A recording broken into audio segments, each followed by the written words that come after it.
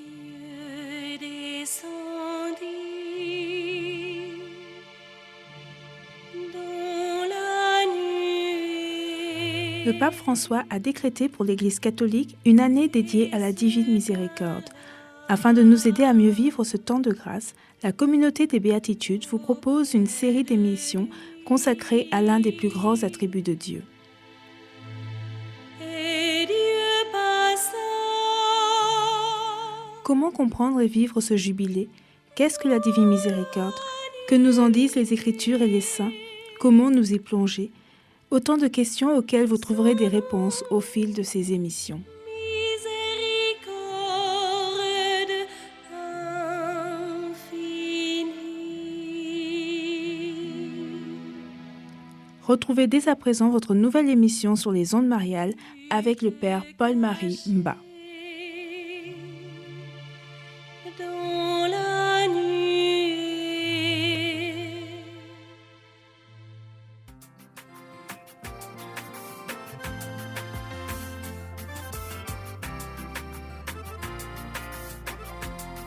Maya manowatina maakarae Amunga koma maabandingae Ofu mafayafas Enyinga mangasiliwa Okuma mankanga minga akarae Isikiwa watuna maantisabiwae Ana makamandana antibizae Oh, fumaina boy Ivaya yurantie Izoma manata mokada antisunganiwae Shalom à vous, chers auditeurs. C'est un réel plaisir de vous retrouver sur les 99.0, ici au lit à Moraz pour cette série d'émissions dédiées à la miséricorde divine. Sur mon plateau, je reçois ici un invité spécial. Shalom à vous, mon père. Shalom. Voilà, est-ce que vous voulez bien vous présenter à nos auditeurs, ceux qui n'ont pas eu la grâce d'écouter la première émission? Je suis le père Paul-Marie Mba, membre de la communauté des Béatitudes depuis 1991 et je suis prêtre. Et actuellement au Gabon depuis, on va dire, à peu près 2 ans, avec un pied à l'extérieur du pays, en Europe et dans d'autres pays africains, car j'assume depuis déjà une dizaine d'années un ministère d'enseignement. J'ai publié quelques ouvrages de spiritualité et je suis souvent invité ici et là à prêcher des retraites. Voilà pour ma modeste personne. Merci à vous, mon père. Chers auditeurs, nous allons être introduits dans ce temps d'édification, d'enseignement par une prière.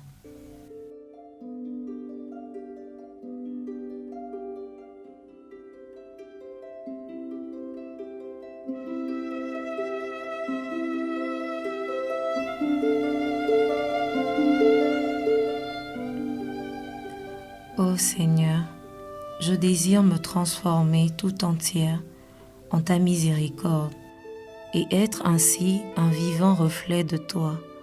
Que le plus grand des attributs divins, ton insondable miséricorde, passe par mon âme et mon cœur sur le prochain. Aide-moi, Seigneur, pour que mes yeux soient miséricordieux, pour que je ne soupçonne jamais ni ne juge d'après les apparences extérieures, mais que je discerne beauté dans l'âme de mon prochain et que je lui vienne en aide. Amen.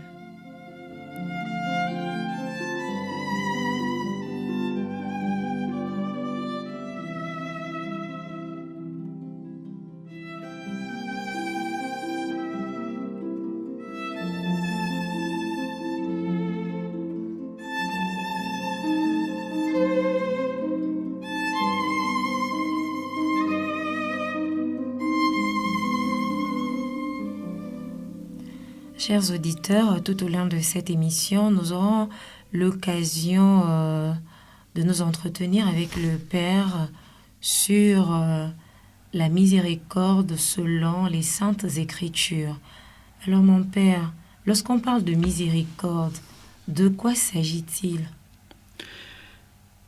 Merci de me poser la question. Je crois qu'il était effectivement important que nous puissions préciser les termes que nous employons. La miséricorde, bien sûr, c'est le pardon, mais c'est bien plus que le pardon. La miséricorde, c'est la réconciliation, mais c'est davantage que la réconciliation. La miséricorde, c'est également, dirions-nous, la compassion, mais c'est bien beau, bien plus que la compassion et l'empathie. Dans le pardon, il y a bien sûr le fait pour une personne de passer sur une offense dont il a été victime. Le mouvement, nous dirons qu'il est unilatéral. Et c'est en même temps un mouvement curatif pour le cœur de l'homme, car la plupart du temps, le refus de pardon ronge le cœur de celui qui a subi l'offense. Et nous le savons bien de manière certaine, il ne ronge pas seulement le cœur sur le plan spirituel, mais il peut également ronger le cœur sur le plan psychologique. Il est des refus de pardonner qui peuvent nous rendre malades. Ceux qui ont l'habitude de fréquenter les médecins savent par exemple qu'il y a des maladies, on va dire somatiques, biologiques, dont l'origine est souvent située dans le cœur, dans le mental, dans les pensées. Pour ceux qui souffrent de l'estomac, je crois savoir que l'une des premières questions qui leur est posée quand ils rencontrent un médecin pour la première fois, pour se plaindre de leurs maux d'estomac, la première question c'est toujours: est-ce que vous avez des soucis? Est-ce que vous avez quelque chose sur le cœur qui vous pèse, que vous triturez dans tous les sens mentalement? Oui, le pardon est curatif, donc il est bienfaisant pour celui qui peut le donner à celui qui l'a offensé. La réconciliation, quant à elle, fait appel à deux parties, deux belligérants.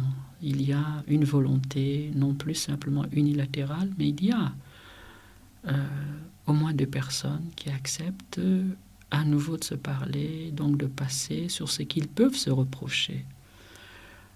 Quant à la compassion, c'est un sentiment naturel que l'on éprouve en général devant la misère de l'autre. Il y a derrière ce sentiment quelque chose de passif. On subit plus ou moins. Il y a des personnes, on pourrait dire au caractère plus ou moins compatissant, qui plus ou moins vont souffrir, ressentir au-dedans d'elles-mêmes les souffrances de l'autre. Il y a donc une grande passivité dans la notion de compassion, alors que dans la notion de pardon, de réconciliation, il y a quelque chose d'actif. Dans un cas, c'est la personne, la victime, qui décide de ne plus tenir compte, et cela est important, parce qu'il n'y a pas de vie humaine sans pardon, comme il n'y a pas de vie humaine sans réconciliation. La miséricorde embrasse tout cela. Nous parlons d'abord de la miséricorde divine. Et l'homme ne devient miséricordieux que parce que il s'est ouvert à la miséricorde divine. Alors le mot lui-même, le mot miséricorde, ce mot français a une origine latine. On peut y distinguer, on va dire à peu près 3 mots. Le mot misérie, qui vient de miseria. La miseria désigne l'infortune, le malheur, la pauvreté, la misère. Autrement dit, tout ce qui peut, d'une manière ou d'une autre, être cause de souffrance pour l'être humain. Ensuite, dans ce mot miséricorde, il y a un deuxième mot, c'est le mot corps, en latin cor, cordis. Un mot qui ne désigne pas seulement que le cœur, mais c'est un mot assez large, assez riche, car le mot corps, cordis en latin, désigne à la fois l'intelligence, le cœur biologique, l'organe corporel, la sensibilité, la sagesse et même l'âme dans certains textes. Nous avons donc là un mot qui est très très riche. Mais nous voyons déjà émerger en tout cas la notion d'infortune, de misère, et puis la notion de sensibilité, d'intelligence et de sagesse. La sagesse porte à l'action. Ensuite, il y a un troisième mot, c'est le verbe donner, en latin do, misericordia, donc dia qui vient de do. Ce verbe lui-même signifie à peu près trois choses. On retient seulement ces trois choses. C'est se donner, c'est le fait de se donner. C'est également le fait d'offrir. On retrouve toujours la notion de don. Et enfin, c'est le fait de se dédier ou de se vouer. Et du coup, nous comprenons que derrière l'étymologie de ce mot, il y a trois grands pôles, ou même quatre. Il y a le fait de se donner. Il y a la misère, la notion de misère. Il y a aussi la notion à la fois de ressenti et de sensibilité, en même temps la notion d'intelligence. Il y a quelque chose d'intelligent, de pénétrant, de profond, et en même temps la notion de sagesse. Voilà. Voilà pour le mot français et son étymologie latine. Mais en réalité, le mot a, dans la Bible, d'autres concepts pour le désigner, pour le traduire.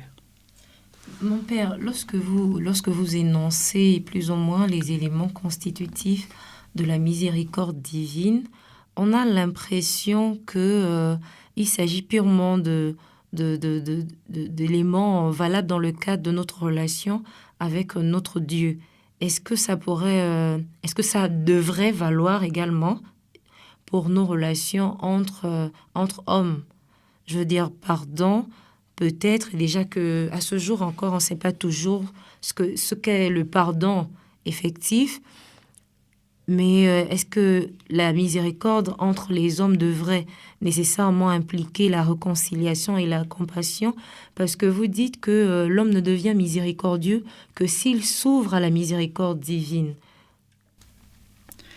Écoutez, le mot, bien sûr, je pense que le mot est théologique. Voilà, c'est un concept qui appartient à notre foi. Mais lorsqu'on évoque la réalité du cœur, on évoque bien sûr l'humanité. Mais je voulais quand même qu'on y aille de manière progressive. Ce que j'essaie de montrer, c'est d'abord un peu la richesse de ce mot français. Ensuite, on pourrait passer aux mots qui en sont les équivalents bibliques, les mots qui en sont les équivalents bibliques, car ces mots sont aussi d'une très grande richesse. Ils nous permettent, comment dire, d'entrevoir sur le plan de la foi de quoi il est question lorsque nous qualifions Dieu de miséricordieux, ou plus fort encore, de miséricorde. Si vous voulez, je peux peut-être aborder ces termes biblique. Bien sûr, ça nous donne l'occasion justement de ressortir en quels termes la Bible nous parle de la miséricorde. Eh bien, écoutez, dans la Bible, il y a essentiellement deux termes, spécialement dans l'Ancien Testament, puisque la notion de miséricorde est déjà présente dans l'Ancien Testament. Les deux termes, le premier c'est raham, au pluriel, son pluriel c'est rahamim, et le deuxième terme, c'est le mot reset. Reset. Alors, que recouvrent ces deux termes? Le mot rahamim, peut se traduire par les entrailles féminines. Donc, il fait appel, pour parler de manière matérielle plus concrète, il fait appel à l'utérus d'une femme. Donc, lié à cette notion de miséricorde, dans l'Ancien Testament, il est question des entrailles féminines. Mais les entrailles féminines sont en vue de la vie, elles sont pour la vie. C'est l'organe de la vie. Raham ne désigne pas simplement que les entrailles féminines ou les entrailles maternelles. En fait, il désigne, pourrions-nous dire, un amour qui tient aux entrailles. Un amour qui tient aux entrailles. Donc c'est quelque chose de très profond. Et pour comprendre la force d'amour qui tient aux entrailles, il y a la notion de maternité. On peut dire un amour maternel. L'amour maternel est un amour viscéral, un amour qui rejoint l'être de la femme jusque dans ses entrailles. C'est le fruit de sa chair, le fruit du déchirement de son corps dans la délivrance, dans la naissance. Le premier mot donc, Raham, Rahamim, fait en réalité appel en Dieu un amour qui a quelque chose de maternel, un amour qui a quelque chose de viscéral, quelque chose de féminin. Et du coup, nous comprenons que dire de Dieu qu'il est miséricordieux, c'est quelque part souligner que son amour pour nous est quelque part invincible. C'est un amour profond, viscéral, intime. Il a un visage maternel, quelque chose de tendre, quelque chose de beau. C'est peut-être là l'occasion justement de revaloriser à travers les écritures l'image de la femme dans notre société. Bien sûr que là, nous avons une mise en valeur en Dieu de la féminité. En tout cas de quelque chose. Tout ce qui fait notre humanité, notre vie, et tout ce qui est bon, beau, vrai, valide, vient de Dieu. Ne pensons pas que le masculin à lui seul épuise le mystère de Dieu. L'homme est plus à l'image de Dieu en tant qu'homme et femme. L'image de l'être humain comme masculin et comme féminin dit plus le mystère de Dieu que l'image simplement de l'homme pris, comment dire, isolément, ou que simplement l'image de la femme pris également isolément. C'est donc quelque chose du mystère de Dieu qui est dévoilé à travers ce mot Raham, Rahamim. Ensuite, il y a dans l'Ancien Testament un deuxième terme, c'est le terme Risset. Pour ceux qui fréquentent un peu les écrits des saints-pères, je les renverrai par exemple à l'encyclique de Jean-Paul II sur la divine miséricorde, la Dives in Misericordia, c'est le titre de cette encyclique. Ils trouveront à la note 52, je dis bien la note 52, un long commentaire sur ces deux concepts, Rahamim et Chesed. Chesed, quant à lui, on peut le définir comme un amour stable, un amour ferme, un amour fidèle. Le terme, si on en croit à la fois les exégètes, spécialistes de l'Écriture sainte, mais si on en croit également les auteurs spirituels, et même les pontifes romains, les papes, ce terme a quelque chose de masculin. Voilà. Donc on retrouve donc la part des choses. Voilà. Donc on retrouve donc quelque chose de masculin. Chesed, c'est un amour, on va dire, qui a comme un visage masculin. L'amour masculin, particulièrement l'amour paternel, est quelque chose de ferme, d'exigence, de stable, car c'est le père, bien sûr, qui quelque part dans le foyer, dans la vie familiale, sépare l'enfant d'avec la mère. C'est le père également qui représente quelque part la loi, c'est l'autorité. C'est donc un amour qui a quelque chose de fort, alors que la miséricorde comme Raham ou Rahamim a quelque chose de féminin, de viscéral, d'irréfléchi en quelque sorte, au sens positif bien sûr, et Chesed, comme l'amour miséricordieux de Dieu, désigne un amour fort, inébranlable, ferme. Mais on peut définir cette forme de miséricorde comme étant l'amour inébranlable de l'être humain, ou plutôt du croyant ou du fidèle, par vitalité, par fidélité de Dieu à lui-même. C'est donc l'amour fidèle de Dieu pour nous, un amour qui s'inscrit bien sûr dans l'alliance que Dieu fait avec nous. Il est l'initiateur de cette alliance.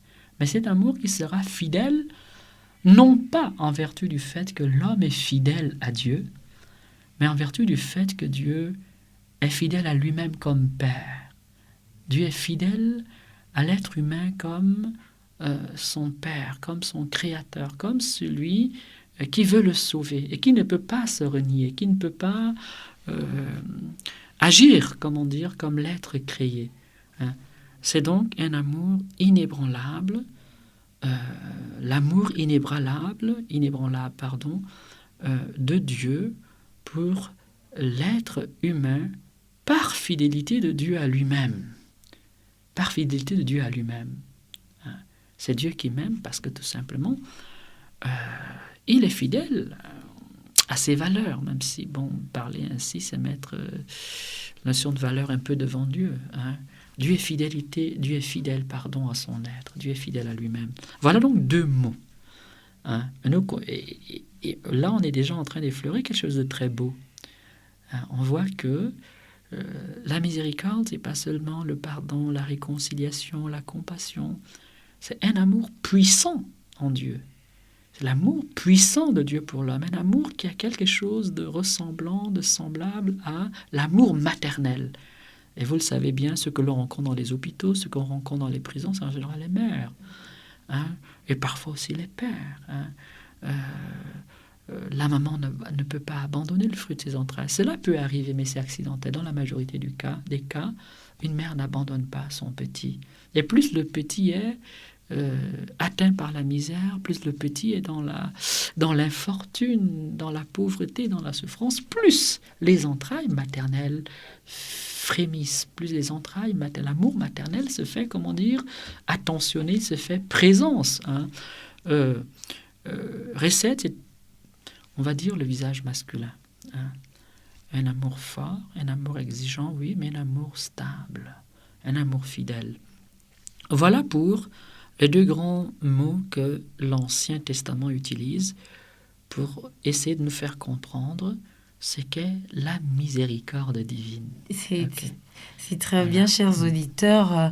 Nous sommes avec le Père Paul-Marie Mba qui nous entretient sur la miséricorde selon les Saintes Écritures. Nous nous retrouvons juste après cette pause musicale.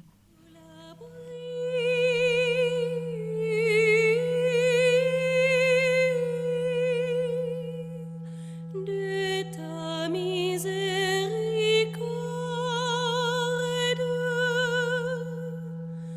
nous nous réfugions. Sainte Mère de Dieu.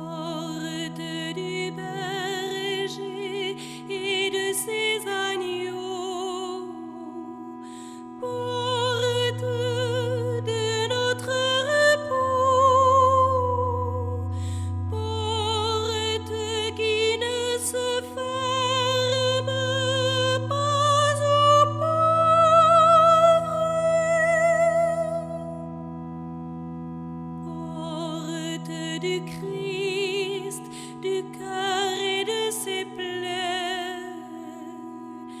Porte de son amour, tout coule de parfum, de pureté.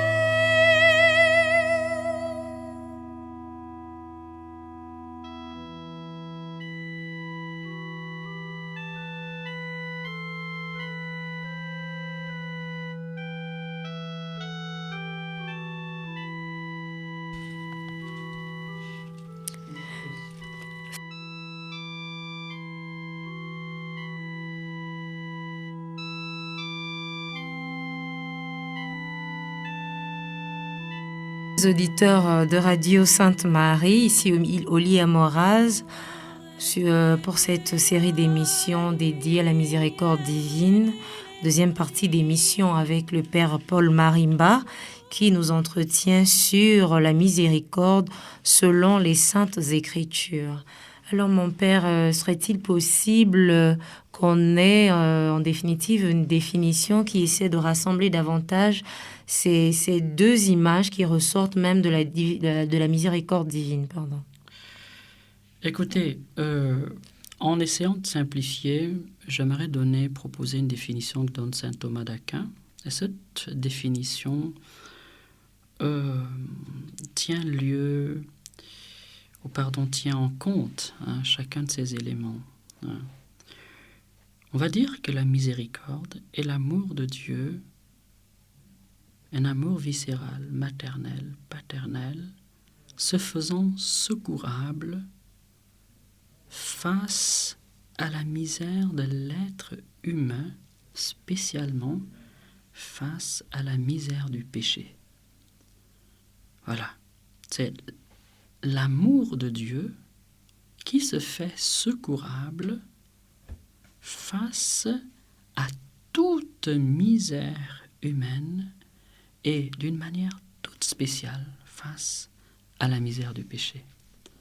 Il y a donc dans cette définition la notion de misère, il y a la notion, on va dire, de don. On se donne.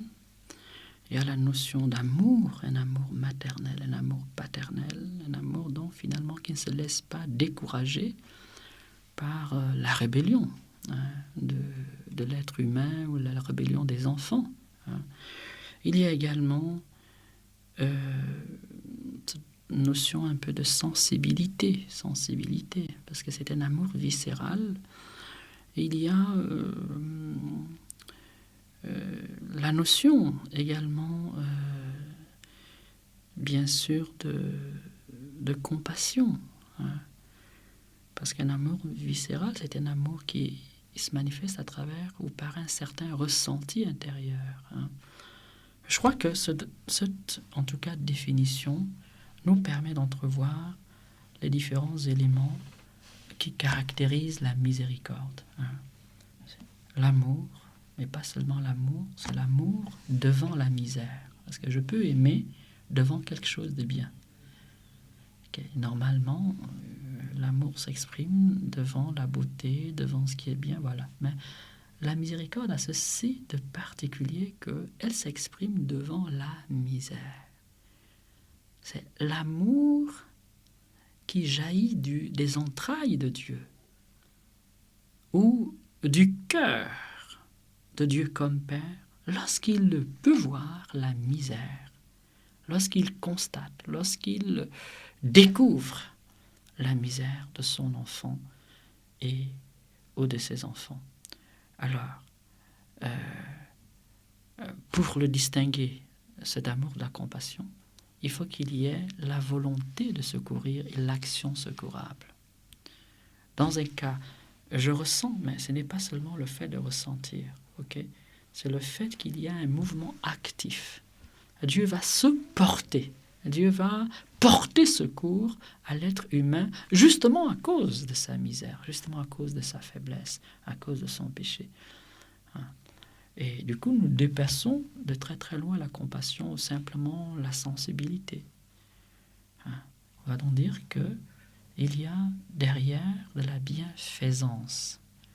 Dieu va faire du bien à l'homme, pas parce que l'homme le mériterait, pas parce que l'homme serait bien, grand, beau, pur, mais parce que justement, devant la misère, Dieu qui a un cœur de père, des entrailles de mère pour nous, ne peut pas ne pas nous secourir, ne peut pas ne pas nous porter secours. Et c'est cela la miséricorde. Mon père, vous venez de nous entretenir sur les termes utilisés dans l'Ancien Testament pour parler de la miséricorde divine. Quelles sont les différentes évocations de la miséricorde divine qu'on retrouve dans le Nouveau Testament? On aurait peut-être gagné à aborder déjà la présence de la miséricorde dans l'Ancien Testament, car elle est vraiment, on peut dire, omniprésente dans tout l'Ancien Testament. Je pense que c'est le pape François qui disait dans sa bulle d'indiction de l'année jubilaire sur la divine miséricorde ceci: la miséricorde est dans l'Écriture le mot-clé pour indiquer l'agir de Dieu envers les hommes. Le mot-clé. Mot-clé. C'est-à-dire que c'est donc le mot qui nous permet de pénétrer toutes les Écritures depuis l'Ancien Testament jusqu'à le Nouveau Testament. Alors, le pape dit cela dans Misericordiae Vultus, le numéro 9. C'est le texte par lequel il a décrété donc l'année jubilaire. Dans l'Ancien Testament, on pourrait dire que déjà, avec le récit de la chute, la miséricorde divine est manifestée, même si parfois nous ne faisons pas trop attention. L'homme a péché, c'est Dieu qui vient à sa recherche. C'est déjà ça, la miséricorde. Dieu aurait pu dire, bon, soit, ils ont péché, de toute façon, c'est des enfants rebelles, laissons-les à leur faute. Non. Dieu a bien vu que l'homme et la femme ont péché. Et que fait Dieu? Il vient à la recherche de l'homme. C'est cela. C'est lui qui vient. C'est lui qui fait le premier pas. C'est lui qui, le premier, va se tourner vers sa créature infidèle. Dans le même texte, non seulement Dieu va aller à la recherche de l'homme et de la femme, mais on voit que l'homme et la femme ayant quelque part rejeté leur parure de gloire, ce qui faisait leur gloire, ce qui faisait leur grandeur dans la création, se retrouvent nus. Ils vont être obligés comme d'essayer de se protéger, se cacher derrière un buisson, derrière. On voit que Dieu va les habiller, Dieu va les revêtir. C'est aussi cela la miséricorde. Dieu vient à la recherche de l'homme et va, couvrir notre misère. Et dans ce récit de la chute, c'est des éléments que parfois on ne souligne pas assez. Un autre élément qui apparaît dans le récit de la suite, que souvent de la chute, que nous pouvons lire de manière un peu négative, c'est que le fait que Dieu va refuser que l'homme ait accès à une forme d'éternité sur la terre. Bien sûr, nous voyons souvent l'aspect un peu refus, l'aspect un peu peine, mais quand on lit les pères de l'Église, ils disent qu'en réalité, il y a dans ce refus de permettre que l'homme vive très longtemps sur la terre ou éternellement sur la terre, une grande miséricorde. Pour la simple raison que si l'homme avait à vivre plus longtemps sur la terre, très très longtemps sur la terre, il serait condamné à souffrir très très très longtemps. Et il serait condamné à faire souffrir très, très, très longtemps les autres. Il y a donc dans cette abréviation de la vie humaine, pour Dieu, une miséricorde en ce sens que Dieu avait évité que notre souffrance dure éternellement. Ce serait infernal si on avait à souffrir toute la vie. Imaginez par exemple que, je ne sais pas, vous ayez à souffrir un cancer toute votre pendant 200 ans, un millénaire, vous voyez, qu'est-ce que cela... On peut regarder les choses aussi autrement. Imaginons qu'un homme a à faire souffrir sa femme pendant 2 siècles, 3 C'est siècles. assez long. Okay. C'est assez long, non? Ce serait quelque part infernal, intolérable, insupportable. Même dans l'injonction que Dieu fait à l'homme de travailler, il y a quelque part une miséricorde, parce que Dieu va permettre à l'homme de gagner son pain et de tirer dans le gain de son pain une forme de fierté. Hein? L'homme va pouvoir se réaliser, il va pouvoir se valoriser, hein? Il va pouvoir même quelque part être autonome et avoir la joie de donner, la joie de se donner également, de partager autour de lui. Il y a là aussi un dessein de miséricorde, parce que le travail, bien sûr, peut être pénible, mais en réalité, le travail permet également à l'être humain de se construire, d'assumer responsablement sa vie, mais également de faire du bien autour de lui. Voilà. Donc, au-delà de l'aspect, on va dire, un peu pénible, l'aspect souffrance qu'il y a derrière la maladie, il y a également de grands bienfaits attachés au travail. Vous voyez donc, dans le récit de la chute, affleure déjà de différentes manières, si on veut bien regarder en profondeur, cette miséricorde de Dieu, cet amour de Dieu qui va au-delà du péché, cette volonté pour Dieu de répondre à notre ingratitude et à notre péché par encore une manifestation d'amour. Dieu va répondre au péché de l'homme par de nouvelles manifestations d'amour. Et là, dans l'Ancien Testament, je pense que l'un des textes les plus beaux, c'est le livre d'Osée. Car l'amour de Dieu y est comparé à l'amour du prophète Osée pour une prostituée infidèle, qui vendra son corps et qui passera toute sa vie à trahir l'homme dont elle était aimée. Et on voit dans ce texte le déchirement de cet homme, qui sera tout le temps en train d'aller derrière sa bien-aimée pour la reprendre, la récupérer, et qui répondra finalement à ses multiples infidélités par plus de fidélité, par plus d'amour. C'est une très belle image de l'amour de Dieu, on va dire, qui nous poursuit. Il y a un texte que j'aime à citer en parlant de la miséricorde, c'est par exemple le psaume 23, le verset 6. Psaume 23, le verset 6. Le psaume 23, le verset 6 dit ceci.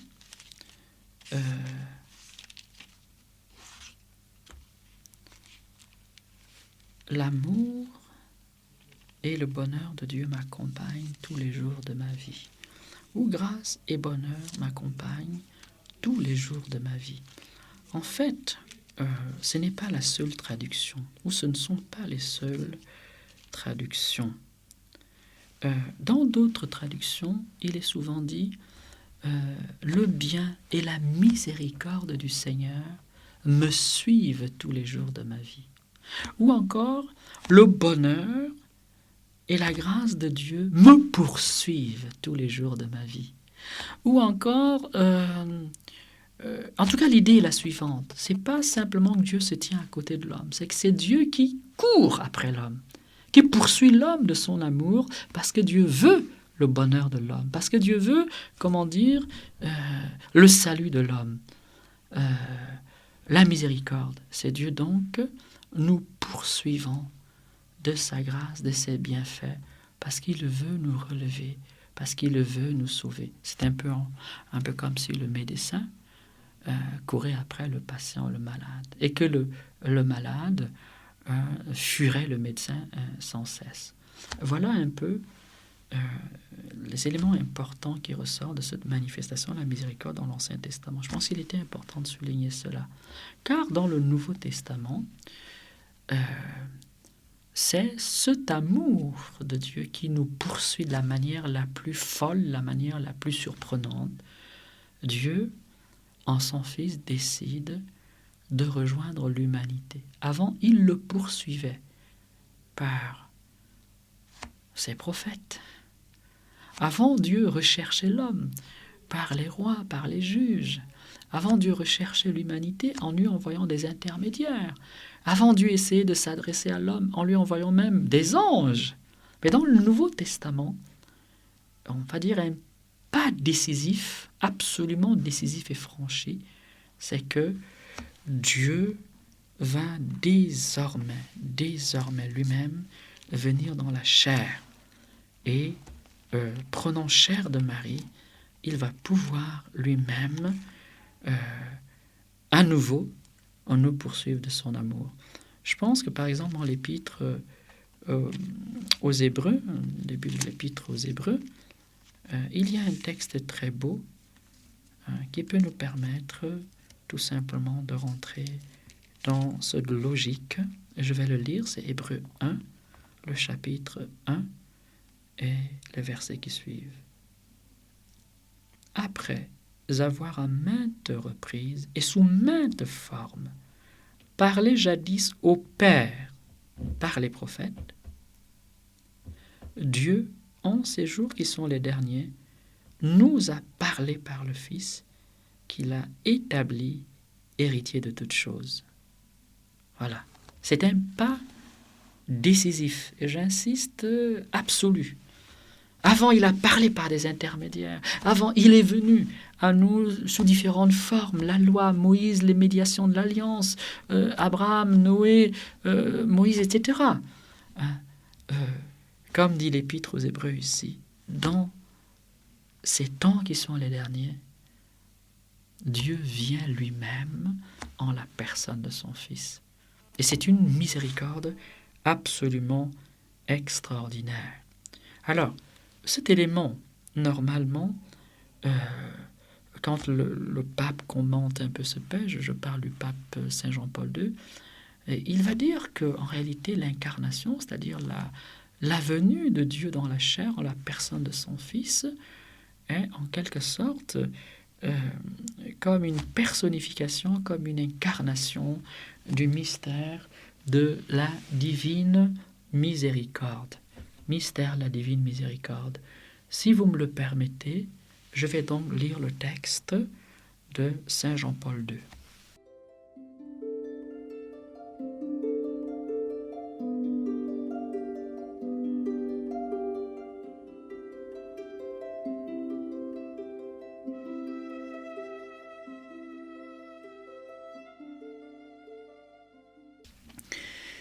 C'est dans diverses In Misericordia, lettre encyclique de Saint Jean-Paul II, datée du 30 novembre 1980. Saint Jean-Paul II écrit ceci. « Dieu qui habite une lumière inaccessible parle aussi à l'homme à travers l'image du cosmos. En effet, ce qu'il a d'invisible depuis la création du monde se laisse voir à l'intelligence à travers ses œuvres, son éternelle puissance et sa divinité. Cette révélation manifeste Dieu dans l'insondable mystère de son être, un et trine, entouré d'une lumière inaccessible. Cependant, notez bien, cependant, dans cette révélation, ou dans la révélation du Christ, nous connaissons Dieu d'abord dans son amour envers l'homme, dans sa philanthropie. Là, ses perfections divines deviennent visibles, incomparables non plus visibles qu'à travers toutes les autres œuvres accomplies par lui. Elles deviennent visibles dans le Christ et par le Christ, dans ses actions et ses paroles, et enfin dans sa mort sur la croix et sa résurrection. Je traduis avant de poursuivre la lecture. Dans l'incarnation de Christ, la miséricorde divine devient visible.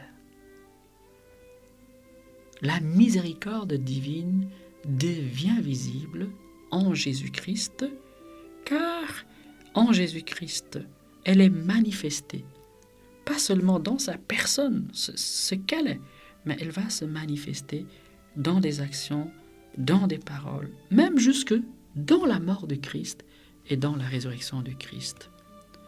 Je poursuis ma lecture.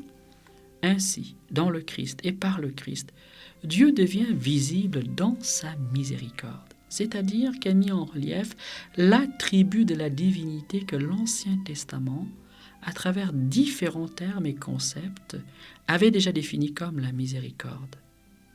Le Christ confère à toute la tradition vétérotestamentaire, c'est-à-dire l'Ancien Testament, de la divine miséricorde, sa signification définitive. Désormais, un pas définitif a été franchi. La miséricorde est pleinement dévoilée en Jésus-Christ. Alors, je continue, et c'est surtout cette partie que je voulais lire. Je vais donc m'arrêter sur elle. Le pape, je le cite, non seulement le Christ en parle et l'explique à l'aide d'images et de paraboles, mais surtout il l'incarne et il la personnifie.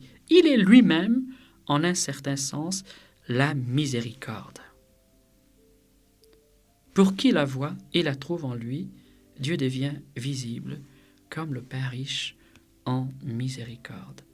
Le Christ incarne et personnifie en lui-même, en un certain sens, la miséricorde. C'est donc désormais sur le visage du Christ, dans les paroles du Christ et dans les actions du Christ et dans le mystère de sa mort et de sa résurrection que nous est définitivement et parfaitement dévoilé et révélé le mystère de la miséricorde divine.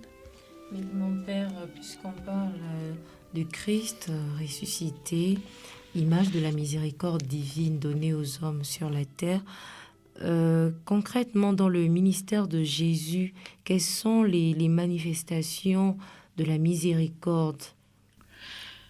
On peut noter dans le ministère, la vie publique de Jésus, un certain nombre d'éléments. On va dire d'abord que quand on observe, on regarde les évangiles, on les parcourt, on verra que Jésus enseigne abondamment sur la miséricorde. Voilà, Jésus enseigne longuement sur le mystère de la miséricorde. Ici, l'évangile qu'il faudrait lire, c'est spécialement l'évangile selon saint Luc, que d'aucuns qualifient souvent comme l'évangile de la miséricorde. Donc le Christ enseigne, et enseigner, c'est dévoiler, c'est faire comprendre, c'est manifester, c'est transmettre une vérité ou des vérités. Ensuite, lorsqu'on traverse encore les évangiles, on voit qu'en Jésus, la miséricorde, on va dire, rayonne.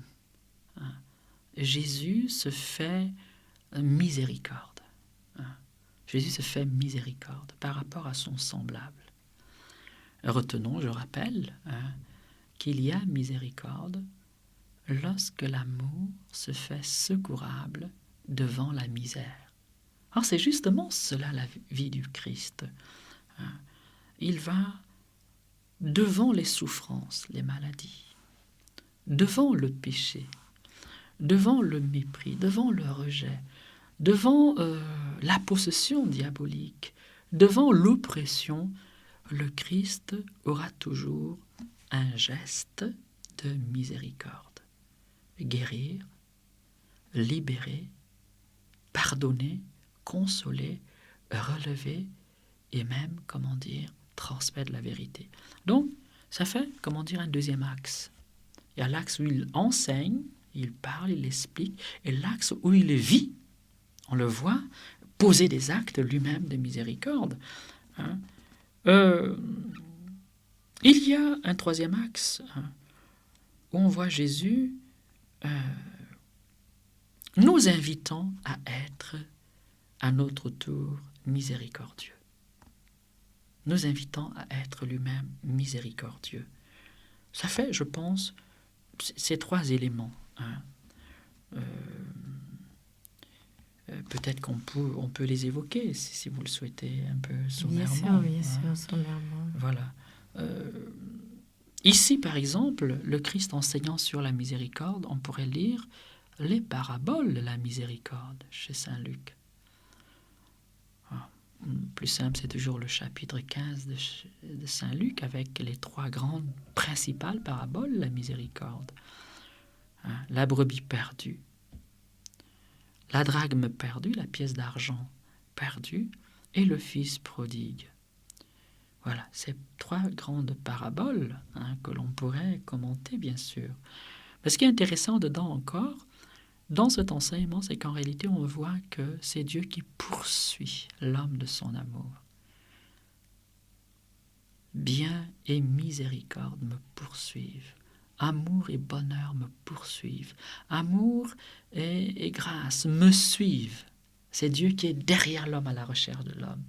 Comme Osée sera derrière sa bien-aimée pour tenter de la reconquérir, pour tenter, d'obtenir sa fidélité. On a, ces éléments dans ces 3 principales paraboles de la miséricorde. Même dans la parabole du fils prodigue, on sait que le père attendait son fils. Et il nous a dit que même si ici on a l'impression que le pécheur est beaucoup plus, actif, puisque le fils prodigue dit « J'irai vers mon père, dans la maison de mon père », on voit que c'est très intéressé. Et puis on voit que, bien sûr que quand il arrive, le père l'aperçoit et le père court vers lui, et le fils est totalement dépassé. Il pensait que le père allait simplement le traiter, vu tout ce qu'il avait fait, comme un serviteur, mais on voit que le fils est dépassé par l'amour du père, car le père le rétablit dans son identité filiale, qu'il n'a jamais perdu dans son cœur. Un fils est un fils pour toujours. On est père de quelqu'un pour toujours, comme on est fils de quelqu'un pour toujours, même si après on peut renier. Mais biologiquement, c'est une réalité qu'on ne peut pas gommer, que l'on ne peut pas effacer. Donc là, si dans la parabole de l'enfant prodigue, on a l'impression que le pécheur est actif, c'est lui qui part, c'est lui qui revient, mais si on regarde de très près, on verra que l'amour du père est beaucoup plus profond, parce que d'abord, il n'est pas obligé de lui donner son héritage. Ce sont ses biens. Deuxièmement, il aurait pu le traiter comme un serviteur, ou du moins un temps, mais on voit que le père l'étreint, le père lui fait la fête, le père lui donne l'anneau, l'autorité du fils, le père le dépasse totalement dans ses petits calculs. Je lui dirai, traite-moi, je ne suis plus digne. Il n'a même pas le temps de dire tout cela. Ce baratin est vite dépassé. L'amour du Père est beaucoup plus important. Si on regarde les 2 premières paraboles, la brebis perdue, on voit que c'est le berger qui va à la recherche. Ok. Et donc la miséricorde, c'est l'amour de Dieu qui nous recherche, qui nous poursuit, parce que Dieu veut nous sauver. Dieu veut nous arracher à la mort. Dieu ne veut pas la mort du pécheur. Dieu veut nous restaurer, nous faire du bien. Donc, dans la brebis perdue, j'ai envie de dire, mais qu'est-ce que c'est qu'une brebis perdue? Une brebis abandonnée à elle-même. Elle est livrée au loup. Elle est livrée aux voleurs. Elle est livrée, à elle-même. Ça veut dire qu'elle est quasiment livrée à la perdition. Une brebis, ça vit dans un troupeau. Et ça vit, sous la conduite d'un berger. Ici, encore, on voit que c'est l'amour de Dieu qui a l'initiative, justement parce que la brebis est perdue. Dieu va venir à sa recherche. Dieu, le premier, va, se mettre en route.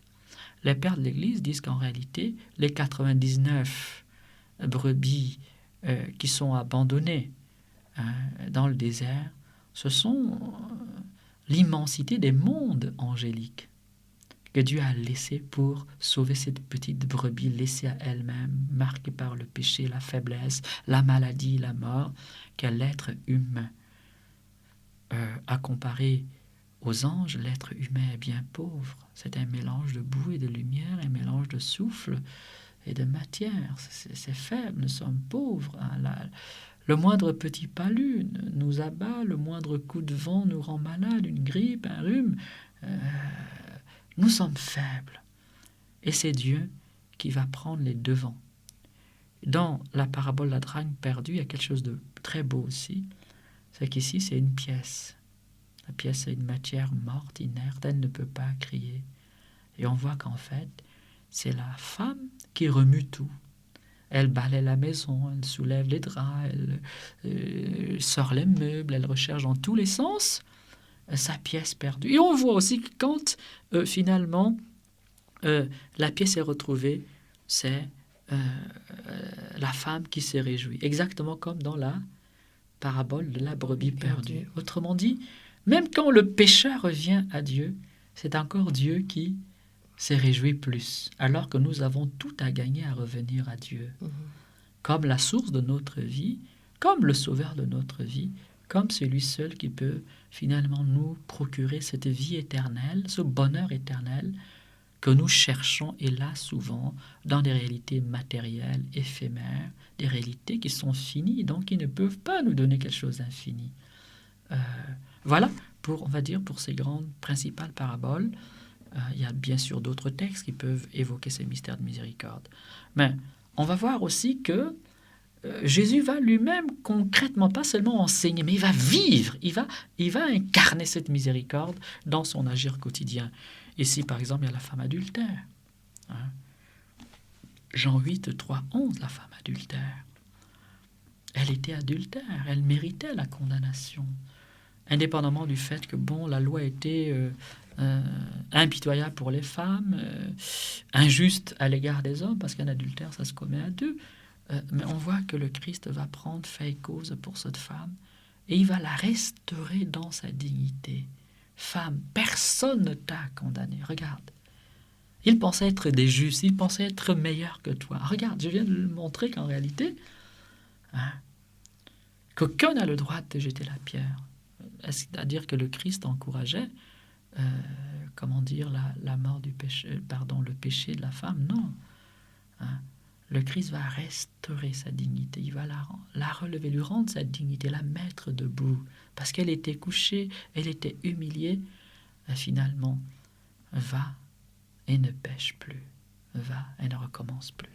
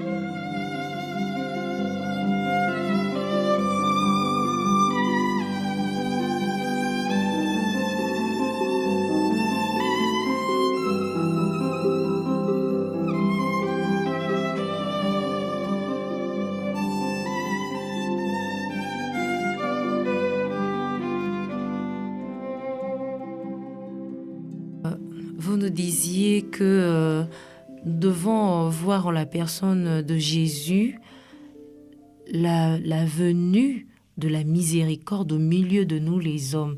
Mais en quoi la passion et la résurrection du Christ sont manifestations de la miséricorde de Dieu pour nous les hommes?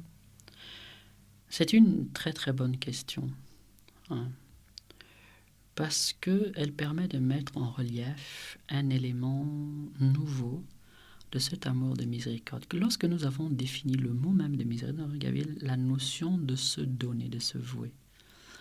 Dans le mystère de la mort du Christ, ce n'est pas seulement Dieu en son Fils qui accepte, de nous guérir, de nous pardonner. C'est Dieu qui accepte de mourir pour nous. Pas pour une guérison temporelle, pas pour un soulagement, un bienfait temporel, mais pour nous racheter de l'immensité de nos péchés. Et pour nous racheter de l'immensité de nos péchés, Dieu accepte l'humiliation de la croix. C'est qu'en quelque sorte, c'est comme si Dieu nous sauvait au prix de sa vie. Vu la misère du péché, la misère de l'humanité, Dieu ne se contente pas, d'agir, hein, un peu comme on agirait de l'extérieur. Dieu accepte de donner sa vie en son Fils. Alors, il y a là, comme un élément nouveau. Un élément nouveau. Dans le cas de la Samaritaine, une parole de réconfort qui la restaure, qui la met debout. Dans le cas de la femme samaritaine ou de la femme adultère, ou même de Zachée, hein, Dieu le réconcilie avec lui-même, Dieu lui permet de retrouver sa dignité, de revenir à la maison. Ok ? Mais jusque-là, certes, ces paroles expriment quelque chose du don de Dieu, quelque chose de l'amour de Dieu. Mais dans la mort, Dieu accepte de se dépouiller de ce qui fait, l'être humain. Il accepte de répandre de son sang, il accepte de répandre sa vie sur le bois de la croix pour que nous soyons soustraits définitivement à la condamnation du péché. Voilà cette mort qui est finalement le triomphe dans la résurrection de la miséricorde. Du coup, si on a vraiment compris cela, on comprend que le prêcher sur la miséricorde, ce n'est pas banaliser le péché. Parce qu'on comprend que pour nous sauver, Dieu va répandre son sang. Prenons un exemple peut-être plus clair, plus évident. Imagine que ta maman, pour te guérir d'une maladie, accepte de se sacrifier à mort pour toi. Voilà, c'est ce qui se fait sur la croix. C'est cela. Un enfant qui a compris que papa ou maman a préféré mourir pour que je vive, il comprend que toute sa vie a du prix. Il comprend qu'il ne peut plus gâcher sa vie. Il comprend qu'il doit, au moins, par rapport à ses parents, avoir une certaine reconnaissance. Il comprend que sa vie ne peut plus être un gâchis, il ne peut plus la malmener. Parce que pour qu'il vive, il a fallu que sa mère ou que son père accepte de mourir à sa place. Du coup, cet élément-là permet à celui qui a vraiment compris cette réalité de l'amour de Dieu de ne jamais banaliser le mal ou le péché.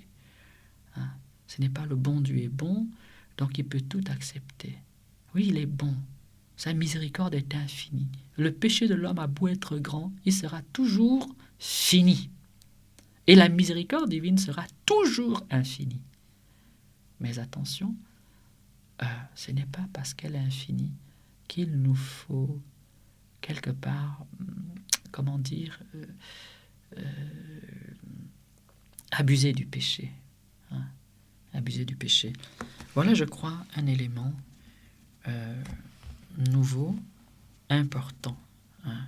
Et du coup, vous comprenez que finalement, puisque Dieu s'est donné pour moi, il m'a aimé jusqu'à mourir pour moi, il m'a manifesté ainsi sa miséricorde, il m'a donné l'exemple.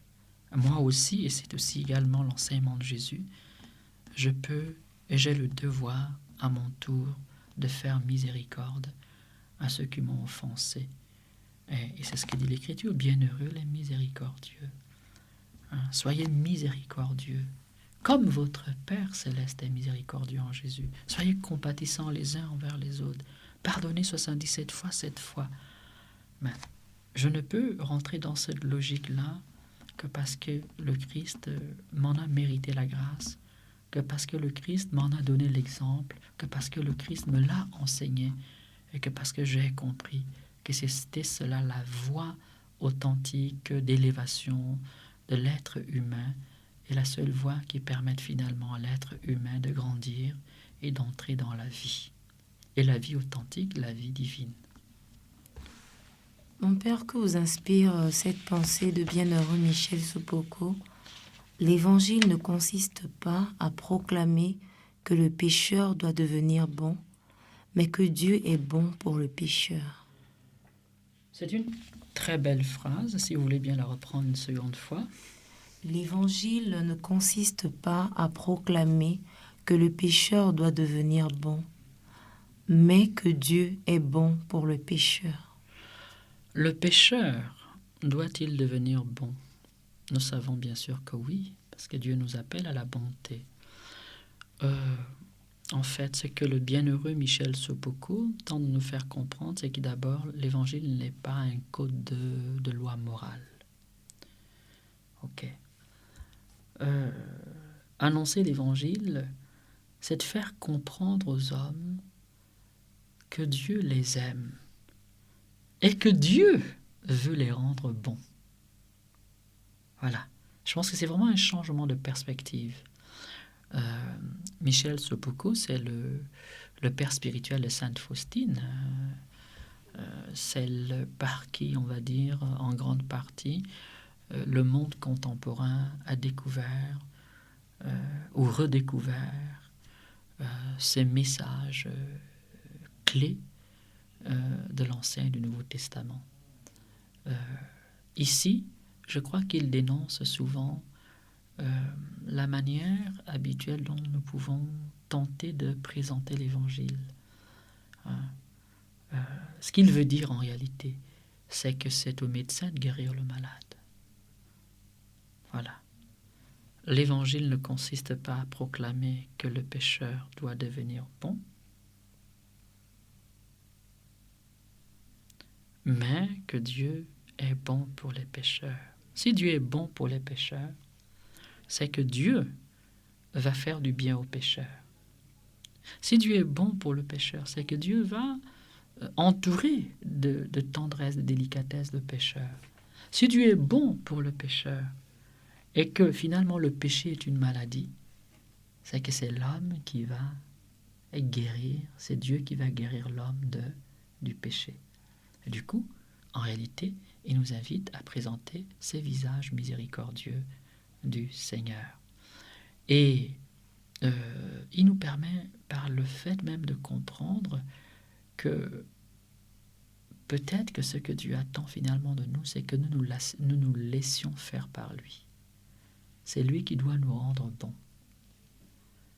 Ça ne veut pas dire que je n'ai rien à faire. Non, ça veut dire que je dois tout faire, mais en sachant finalement que c'est Dieu seul qui est capable de me bonifier. C'est Dieu seul qui est capable de me sanctifier. Et que Dieu m'aime et qu'il ne se laissera jamais vaincre, comment dire, par ma misère. Et que s'il y a un obstacle à l'amour de Dieu finalement dans ma vie, c'est le refus de cet amour.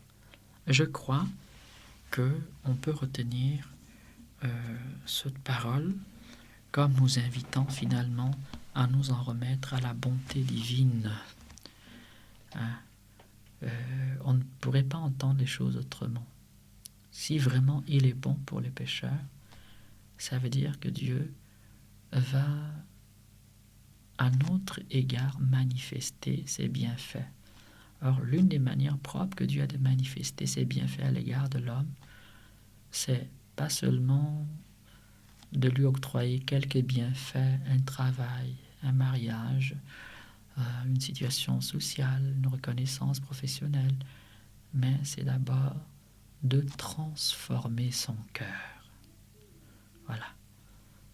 Annoncer que Dieu est bon pour le pécheur, c'est annoncer que Dieu est capable, et Dieu veut, et Dieu cherche, et Dieu court derrière l'homme pour changer son cœur. Alors, qu'avons-nous à faire? Je pense à nous arrêter, à nous retourner, à laisser Dieu nous prendre dans ses bras. Mon Père, nous sommes arrivés au terme de cette émission.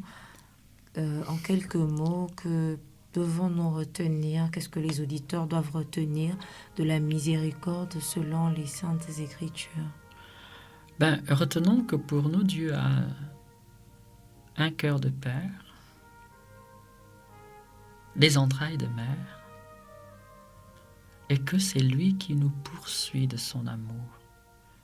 Et que s'il y a quelque chose que Dieu attend d'abord de nous, c'est bien que nous arrêtions de nous éloigner de lui, que nous arrêtions de courir, et que nous osions enfin nous retourner vers lui pour qu'il puisse nous étreindre de sa tendresse, de son amour. Alors, si nous le laissons faire par lui, si nous lui permettons de nous étreindre, il restaurera lui-même notre dignité. C'est la parabole de l'enfant prodigue. Le père l'étreint, le serre dans ses bras, et il fait venir les serviteurs. On change ses vêtements, on l'habille, on le parfume, on lui donne l'anneau du Fils, et on fait la fête pour lui. Voilà, je crois, ce que nous pouvons retenir du partage de ce jour. Merci à vous, mon Père, pour ce bel enseignement. Merci à vous, chers auditeurs, pour votre fidélité à l'écoute de Radio Sainte-Marie. Merci à tout le staff de Radio Sainte-Marie, particulièrement à Steve. C'était Oli Amoras depuis les 99.0.